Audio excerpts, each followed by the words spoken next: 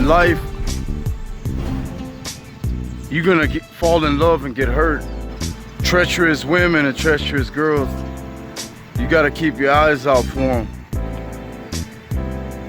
You see, treacherous women have mental disabilities and have psychological damage from whatever reason.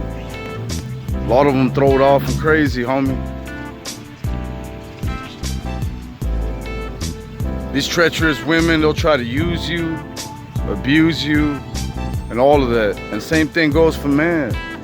Ladies, you gotta watch these treacherous fellas too. I wanna kick it back to you one time. One of my homies that lost his life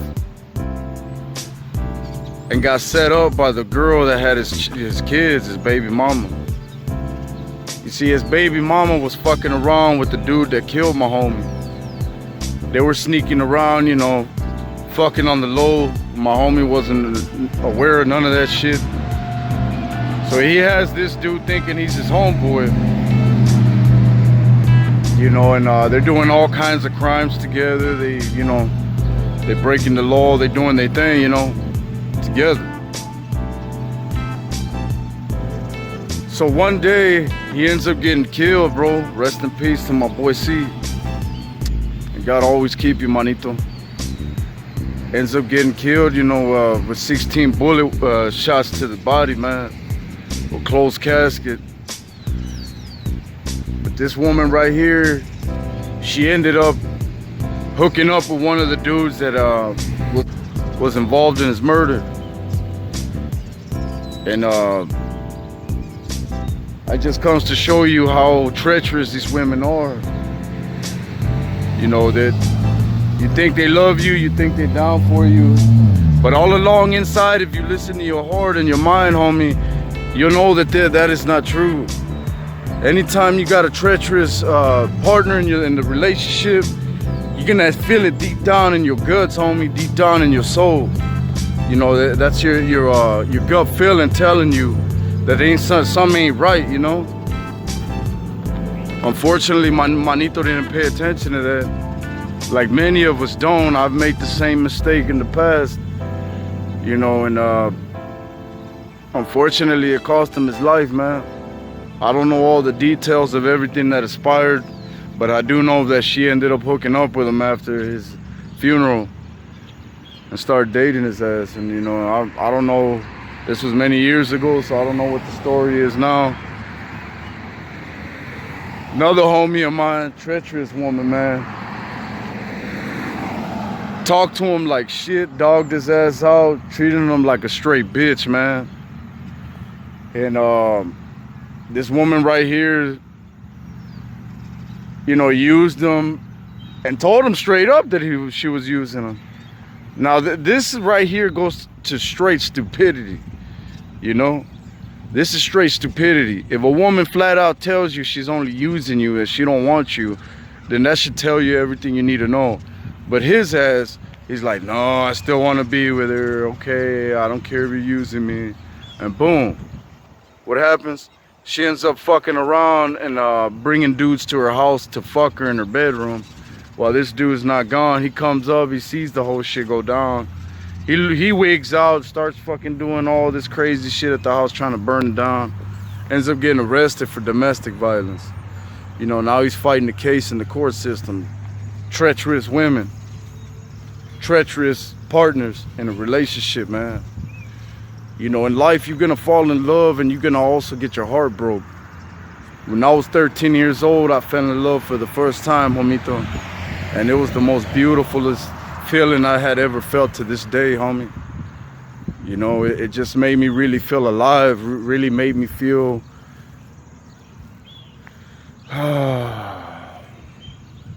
made me really feel enchanted, homie. You know, love's a beautiful thing, especially at a young age like that, at 13, homie. You know, I didn't have a structured family. I didn't have a good family at that. You know, my mother was never nowhere to be found. My father had gotten incarcerated when I was a youngster. The man that I thought was my father got his head blown off when I was 5 years old. So at this point in my life, I never had shit, man. Everything was unstable, chaotic, and unpredictable.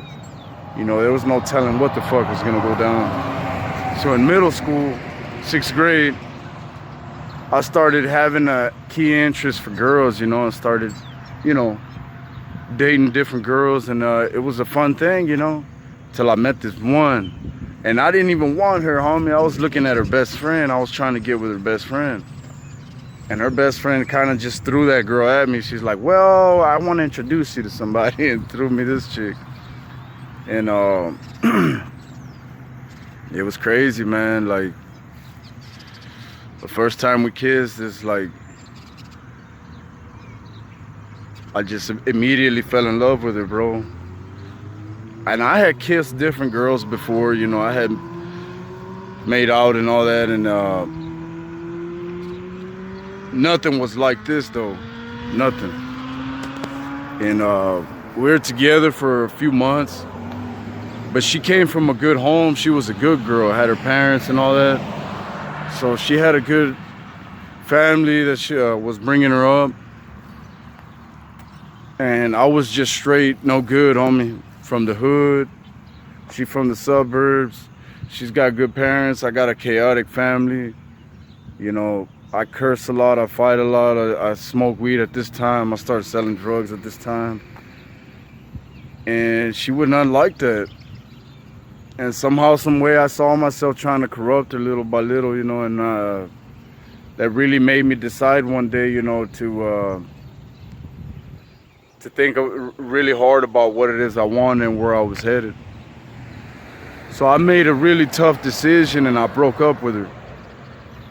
And I actually moved out of that school and went to another one, you know, just to get away from her. Because I knew I was no good for her. I knew I was headed to prison, you know. The lifestyle I was living, I wasn't gonna quit that.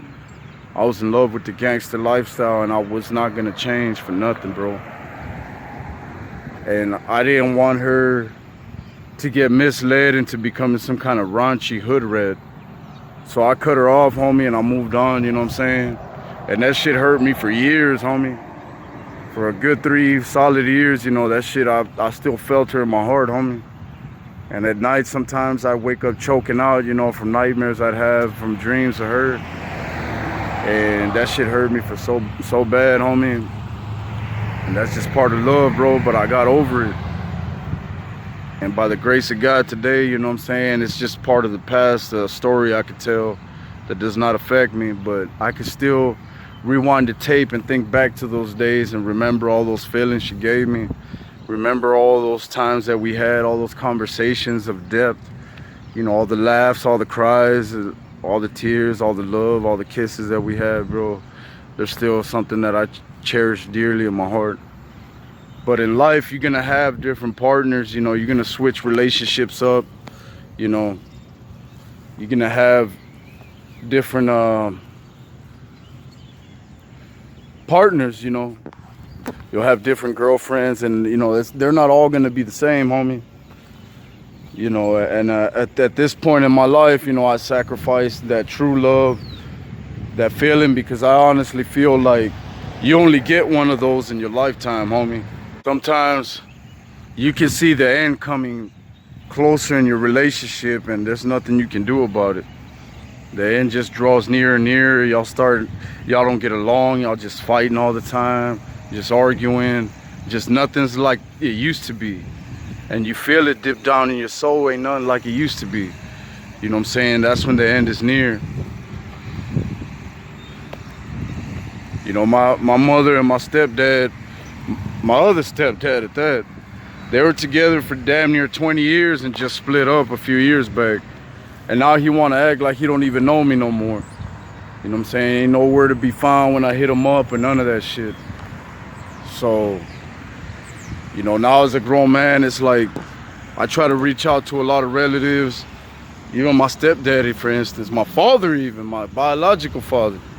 And they ain't nowhere to be found, you know what I'm saying? Ain't nobody really trying to fuck with Jay no more. So it's like, you know, all hail Almighty God, creator of the heavens and the universe. But I'm human nonetheless, homie. I'm not gonna jump out here on this video and tell y'all that I'm you know, God himself, I got feelings like everybody else, homie. There's pain in my cora deep down inside, homie, that never goes away. And disappointments come on a daily basis, you know. But over the years, I've learned to see things coming before they happen, you know, just by paying attention to the signs. So nothing disappoints me too much these days, and nothing surprises me. Because I've been betrayed, I've been backstabbed, I've been let down. You know, I've been surprised plenty. So, you know, when you live that lifestyle and you've had that pain in your heart, homie, you're gonna find ways to avoid that, to see it coming. And I wish I could rewind the tape, you know. As impossible as it may seem, homie, I wish I could so bad.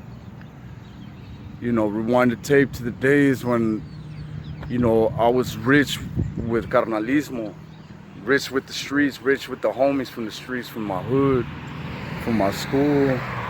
Like, yeah, we wasn't rich financially, and we weren't from Plantation or the north side, because the north side of my city was the rich side, Ladil. You know what I'm saying? We out here in the gutter, homie, in the central Ladil. The east side, south side, you know what I mean? West side, we from the gutter, homie. They don't get any more hood than the projects, you know what I'm saying? Siete Viejo, Siete Nuevo, Las Lomas. You know what I'm saying? We was from the hood, from the grimies, dog. But we was rich with each other. We always had each other, homie. You know, when life got in the way and mommy and daddy weren't nowhere to be found, or weren't showing us the love and attention that we needed, we can always depend on each other. You can depend on me, homie. You know what I'm saying? We 12, 13, 14 years old, homeless, dog. Fatherless, homeless, you know, just looking for love and looking for carnalismo, looking for a family, homie, to belong to. And I was right there for you, homie. Shit, in the streets every single fucking day, from sun up to sundown. You could catch me on the streets, homie, mobbing the block with the carnales, with the homitos from the hometown, from the hoods, doggy. You know what I'm saying? That's why I love the streets. That's why I understand the streets, because I grew up in the streets, homie. I know what the fuck it feels like to have a drowning heart in Dolores, homie, and have nowhere to turn to but the streets, but the homeboys. You know, that's all we had was each other, dog.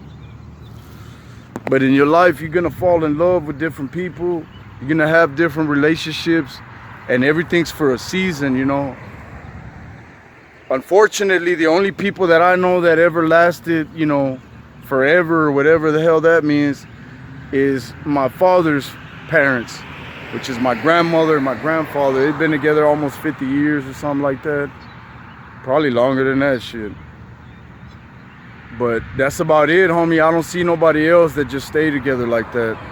You know what I'm saying? People always have had prior relationships, prior children from another relationship.